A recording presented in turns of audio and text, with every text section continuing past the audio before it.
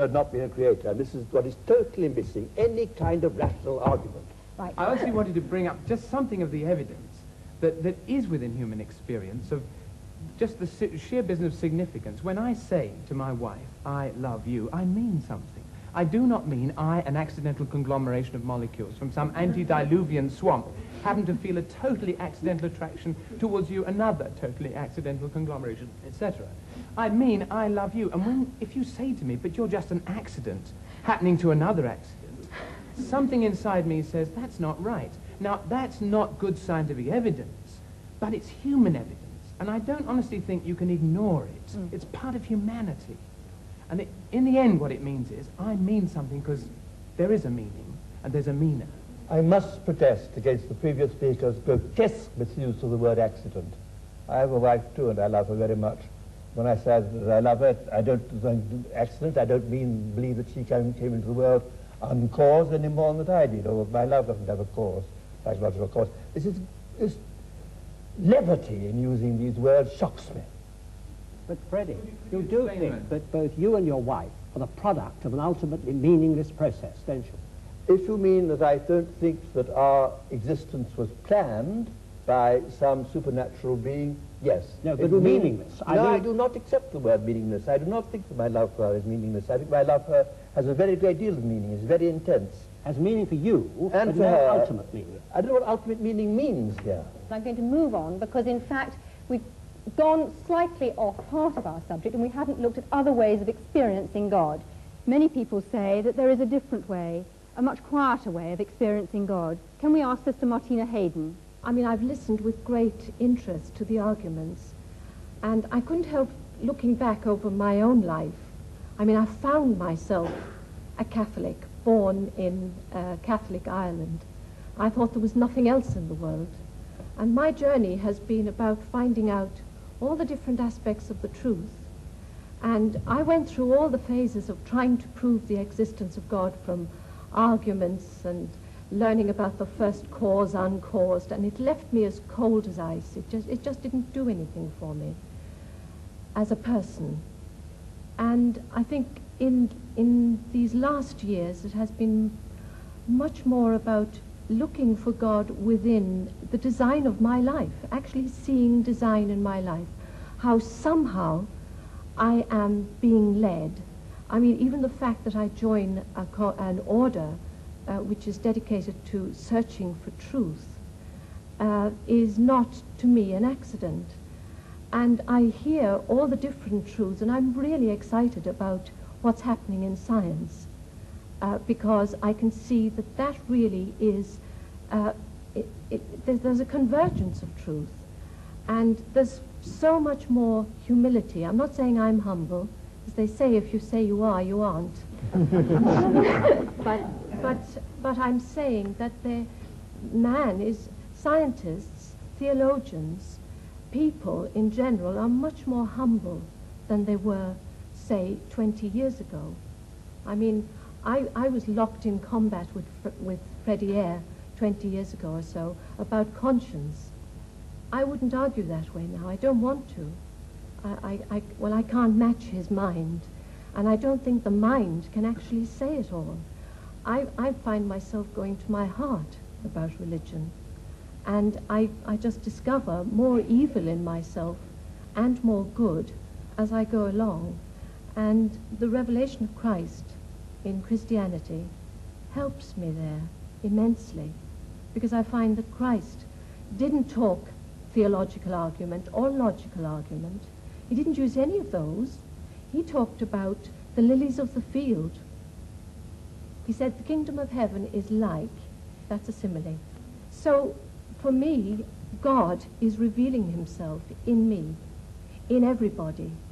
You know, I felt really close to the Buddhist gentleman who was speaking over there. I really felt I can relate to that too. I can look into the heart of a rose and it speaks to me. I can also look into the Bible and it speaks to me. Professor Eyre, are you going to say that that's not a valid experience and that that's not a valid argument? I think it's not an argument at all. It is a very moving personal position, which I think is the last to want to criticize. Right. Well, this debate hasn't included one essential element, and that's looking at the alternative choice that belief in God is totally man-made. Hans Eysenck, how do you view that? Well, as an atheist, of course, I can't believe that God created man. I think my Well, parents you had not. something to do with it. I have a distinct feeling that we're taking too provincial a view of the terms God and religion. We think of it in terms of dear old Pink Church of England. But of course that is only one very small aspect of religion. Both Torquemada and St. Francis of Assisi were religious and had an image of God, but they were very different images of God, one from the other. The Ayatollah Khomeini and Bishop Montefiore, I'm sure, have quite different gods in mind when they think about religion. Even the Jehovah of the Old Testament is very different to the kind of God that the bishop is talking about. So I think it's very important to realize that if man creates God in his image, as I'm sure he does, he has many different needs and consequently creates many different types of God. Can you define that a bit more closely? What are you actually saying? I mean, I can see Hugh Montefiore blenching, but can you actually simplify that a little for our audience? Well, if your personality is warlike, wants to proselytize, is aggressive and so on, then you go for the kind of God that the Quran portrays, which wants to proselytize the world and is warlike and so on. If you are peace-loving, you want to have an assurance of a future life and so on, and happiness, then perhaps you adopt the kind of God portrayed by the Church Ahamad of Deedat, England. would you agree with that? I don't, ma'am. You see, I don't think that our brother has read the Quran. The way it seems. You see, there are 99 attributes of God, and out of that, this one that you are talking about is non-existent in this book. Can I ask you a question? Are you saying then that the Muslim God is actually a peace-loving God who wants peace in the world?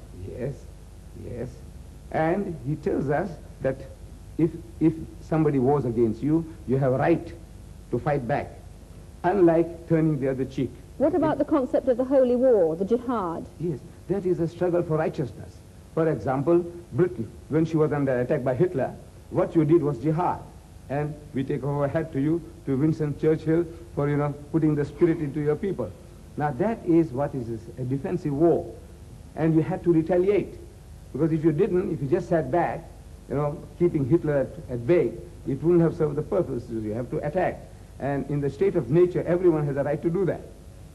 So Islam allows us to defend ourselves and to extend our hostilities to a reasonable amount of satisfaction and retaliation. All right, can I come back to Hans Eysenck, and perhaps you'd like to develop it a little further, because we've actually heard an exchange between the two of you, but would you like to come out on a little bit further about perhaps other religions and not only about Islam? Well, it's not so much a particular religion, because within each religion you have all sorts of different gods. As I was trying to say, that of Torquemada and that of Francis of Assisi are all Christian gods. They're entirely different. So man creates God in his own image, even within a given religion, and certainly between different religions. The God he needs will be a different God according to his own personal requirements and to the kind of society in which he lives. Our society is different to that of the time of the Crusades, and consequently we need a different kind of God. Can I ask you then about the role of conscience, and where does conscience come from? Well, psychological experiments on conscience have shown pretty conclusively that you can manipulate it and create it through a process of social learning, Pavlovian conditioning, and so on. It is something that is acquired through social influences, although there is also a strong genetic factor in it.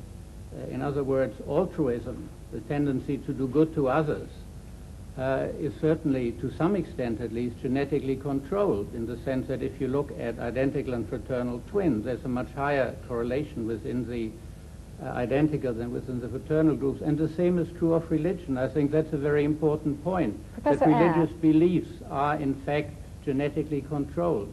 Professor Eyre, where do you think